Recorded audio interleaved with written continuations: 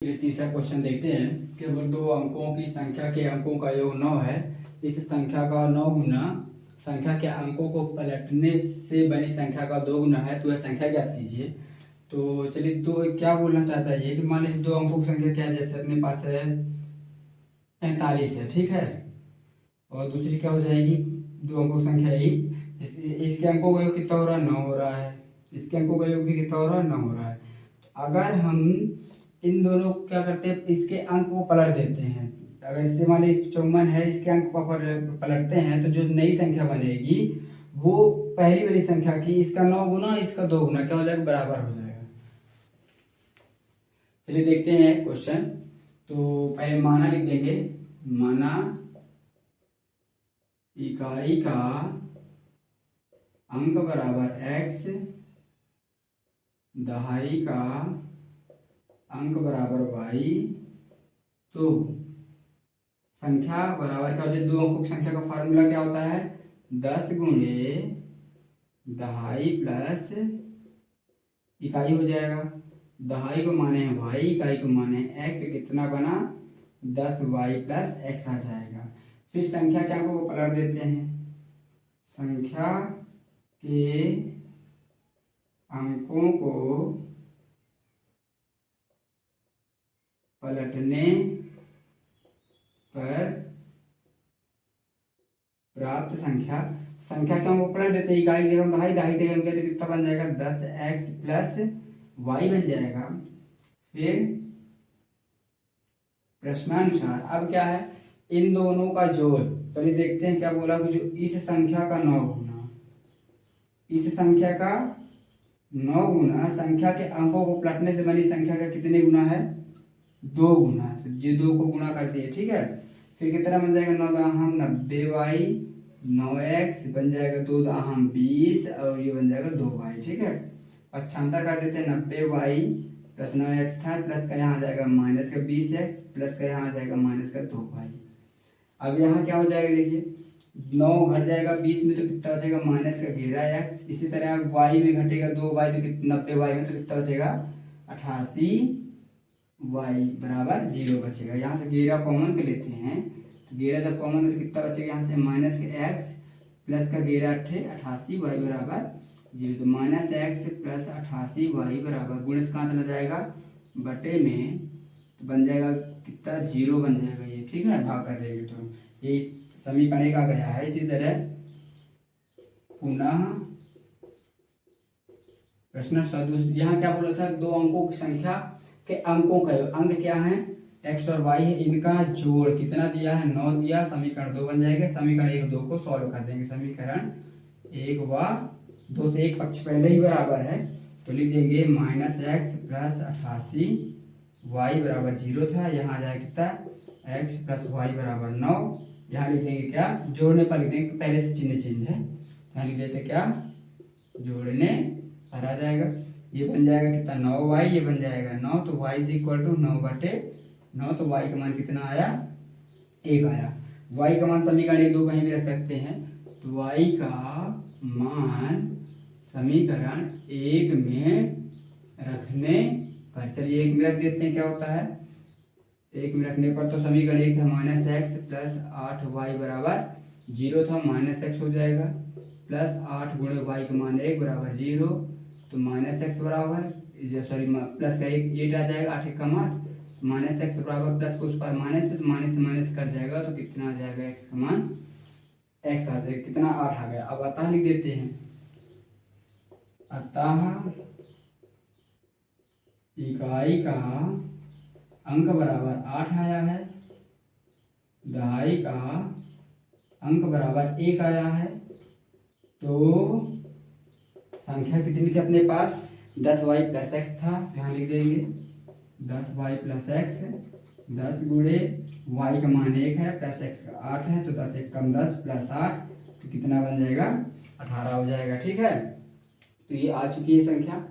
चौथा क्वेश्चन देखते हैं, मीना 2000 निकालने के लिए बैंक है, उसने 85 से 50 रुपये 100 रुपये का नोट देने के लिए कहा, उसने कुल कितने नोट प्राप्त किए, 25 नोट प्राप्त किए, तो हमको बताया कि उसने 50 के कितने नोट प्राप्त किए और 100 के कितने नोट प्राप्त किए। तो चलिए करते हैं, माना ₹50 के नोटों की संख्या बराबर कितना मान लेते हैं x रुपए, एवं लिख देते हैं एवं ₹100 के नोटों की संख्या बराबर कितना मान लेते हैं y।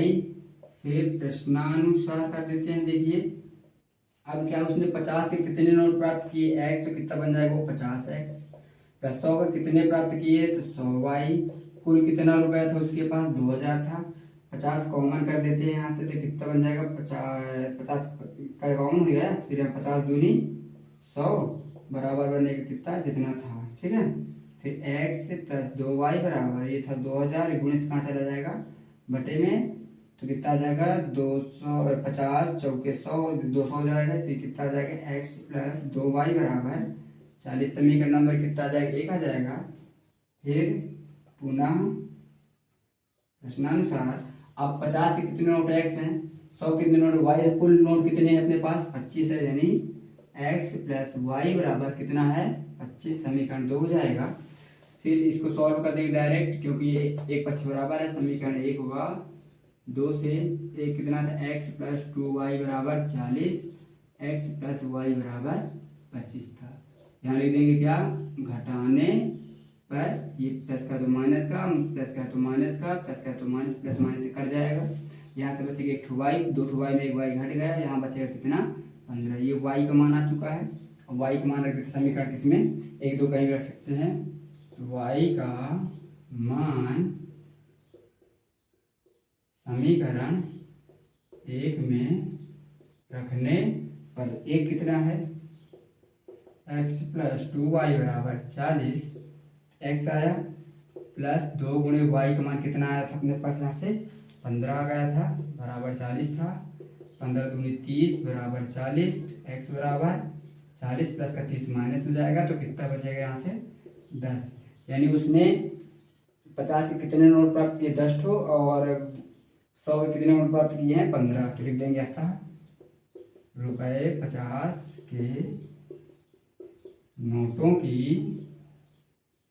संख्या बराबर 10 और ₹100 के नोटों की संख्या बराबर कितना आई है 15। कुल नोट कितने हो गए 25 हो गए। देखते हैं अगर 2000 रोज में तो 10 के नोट 50 के नोट 10 थे तो कितना आ जाएगा 500 आ जाएगा। फिर 15 के नोट कितने थे अपने पास 15 नोट थे किसके 100 के, तो 1500 ही हो जाएगा। इन दोनों को जोड़ेंगे तो कितना आ जाएगा 2000। अपने पास कुल कितने रुपए थे 2000 ही थे। चलिए 5वां देखते हैं क्या बोला। किराए पर पुस्तक देने वाले किसी पुस्तकालय का प्रथम 3 दिन का किराया नियत है तथा प्रत्येक अतिरिक्त दिन का किराया अलग है, ठीक है। संहिता ने 7 दिनों तक पुस्तक रखने के लिए कितना दे गया है 27 रुपये दिए हैं, जबकि सुशील उसी पुस्तक को 5 दिन रखी है तो कितना दिए है 21 रुपये दिए है। तो बताना कि नियत किराया कितना है और अतिरिक्त किराया कितना है। तो लिख देते हैं कि माना नियत किराया बराबर ₹x मान लेते हैं एवं